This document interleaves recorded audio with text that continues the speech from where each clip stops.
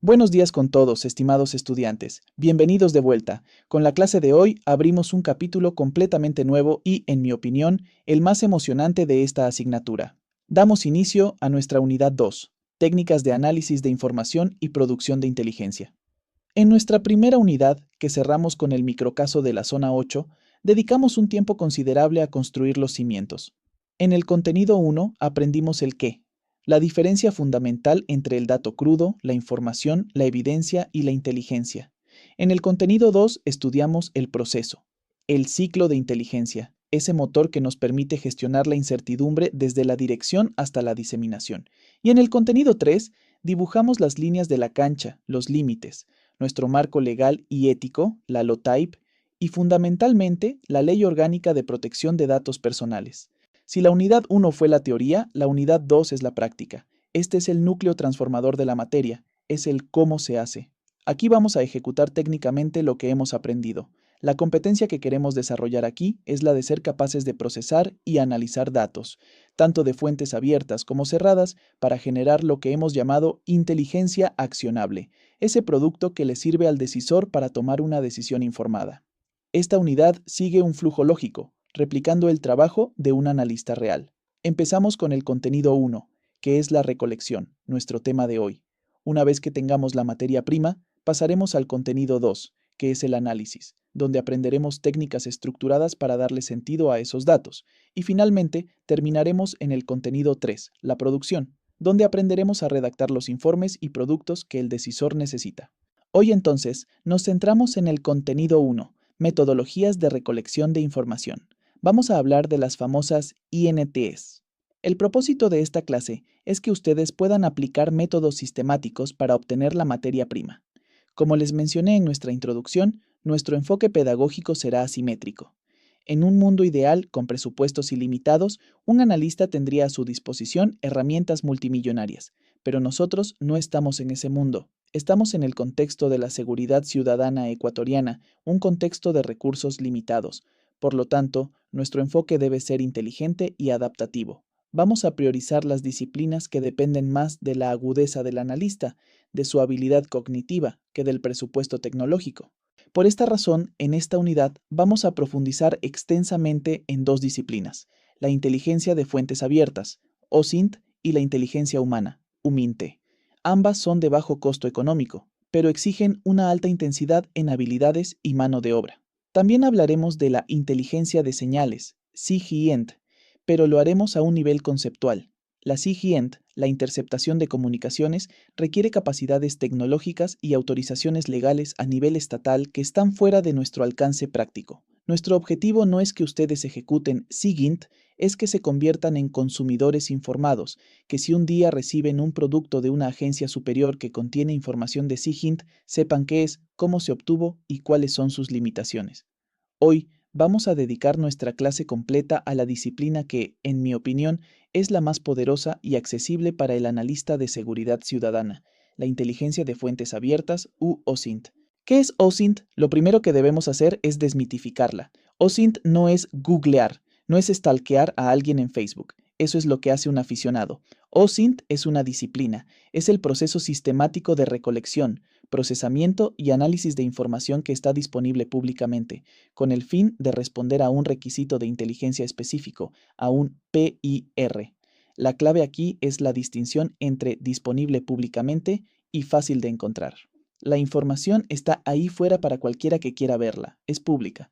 La habilidad, el arte, la técnica es saber dónde y cómo buscarla.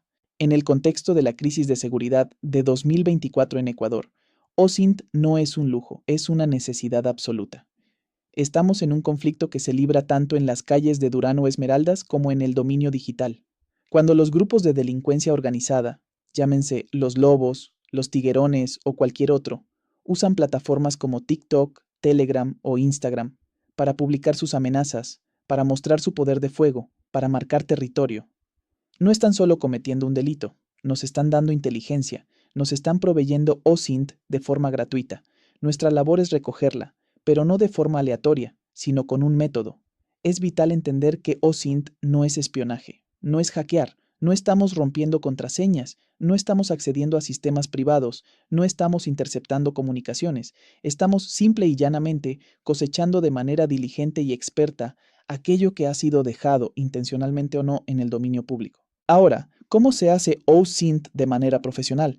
Lo primero es que la OSINT no es una actividad aleatoria, como dije, sigue el ciclo de inteligencia que aprendimos en la unidad 1, y todo comienza con la fase 1, dirección.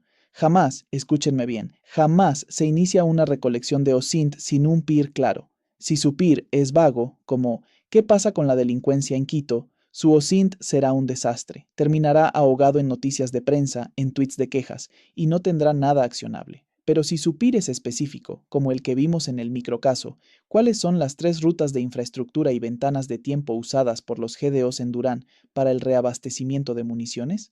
Su OSINT se vuelve enfocado, o un PIR más específico para OSINT. ¿Cuál es la simbología, iconografía y lenguaje actual utilizado por el GDOX en sus publicaciones de Telegram en el sector Guita de Guayaquil para marcar territorio durante los últimos 30 días? Con esa pregunta, su búsqueda es quirúrgica. Una vez que tiene el PIR, inicia la fase 2, recolección. Aquí es donde entran las técnicas y herramientas. Primero, tenemos la Surface Web, la web superficial. Es todo lo que indexan los motores de búsqueda como Google, pero el profesional no se limita a poner palabras clave. Usa lo que se conoce como Google Dorking o Google Hacking. Estos son operadores de búsqueda avanzada que nos permiten filtrar el ruido. Por ejemplo, si estoy investigando en Ecuador, uno de mis primeros filtros será site.es, lo que le dice a Google que solo me muestre resultados de dominios ecuatorianos. Si busco informes oficiales, usaré filetype.pdf combinado con site ministeriodegobierno.gov.es y palabras clave como informe situacional o tasa de homicidios 2024.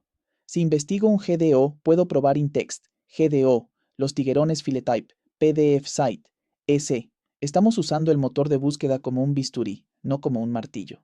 Pero la Surface Web es solo la punta del iceberg. El verdadero poder de OSINT en seguridad ciudadana proviene de la Deep Web. Y no me refiero a la Dark Web de actividades criminales, eso es otra cosa.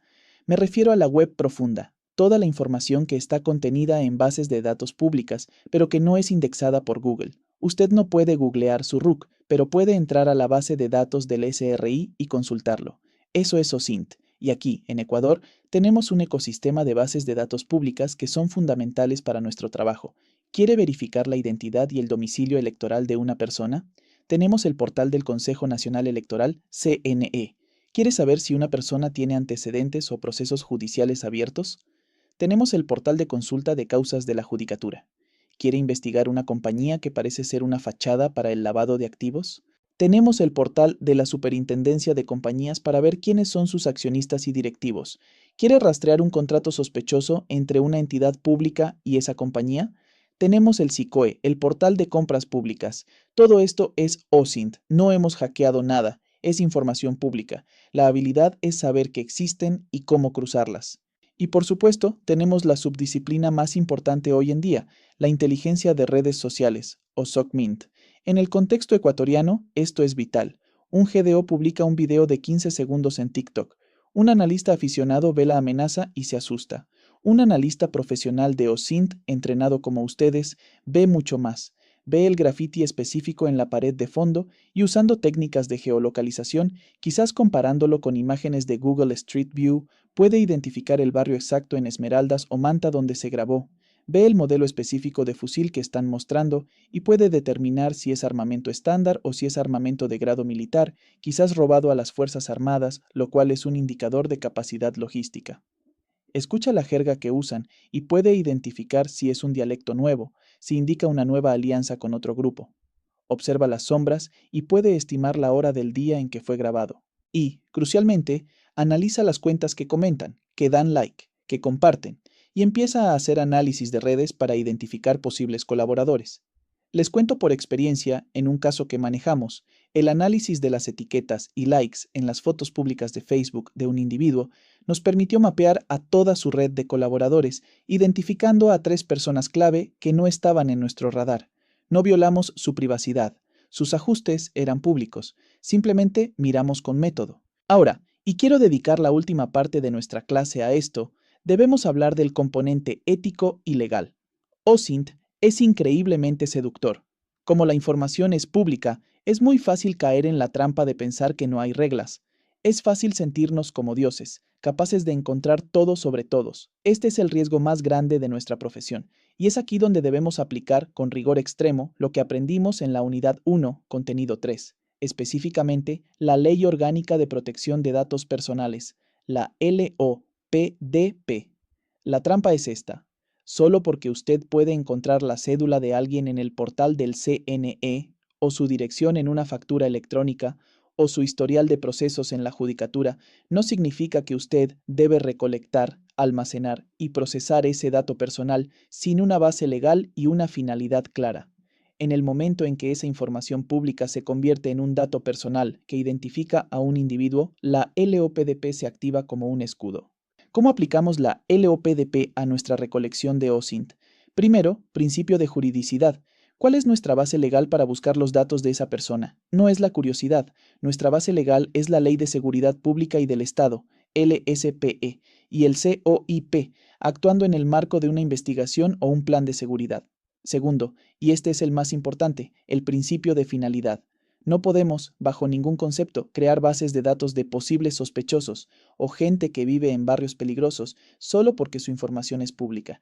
Esa es la recolección por si acaso que aprendimos que es ilegal. Nuestra recolección de OSINT debe estar atada a un PIR específico. Si el PIR es sobre la simbología de un GDO, usted recolecta fotos de grafitis. Usted no recolecta las fotos personales de todas las personas que viven en esa calle. Tercero, el principio de minimización. Recolecte únicamente el set de datos mínimo indispensable para cumplir esa finalidad. Si su PIR es investigar una compañía fachada en el portal de compras públicas, usted necesita los datos del RUC, los contratos y el nombre del representante legal. Usted no necesita ir a buscar las fotos de las vacaciones de la familia de ese representante legal en su Instagram público. Hacerlo es excesivo, es desproporcionado y es una violación al principio de minimización. Les planteo un dilema ético ecuatoriano real. Están haciendo un monitoreo de SOCMINT sobre un individuo clave en una investigación de extorsión, vacunas, en Quito. Encuentran su perfil de Facebook, es público. En las fotos ven al individuo posando con armas, lo cual es relevante para el PIR. Pero en el mismo álbum ven fotos de sus hijos menores de edad en su escuela o de su familia en una fiesta. ¿Qué hace el analista profesional? Aplica la minimización. Recolecta, mediante captura de pantalla documentada, la foto con el arma, ya que responde al PIR.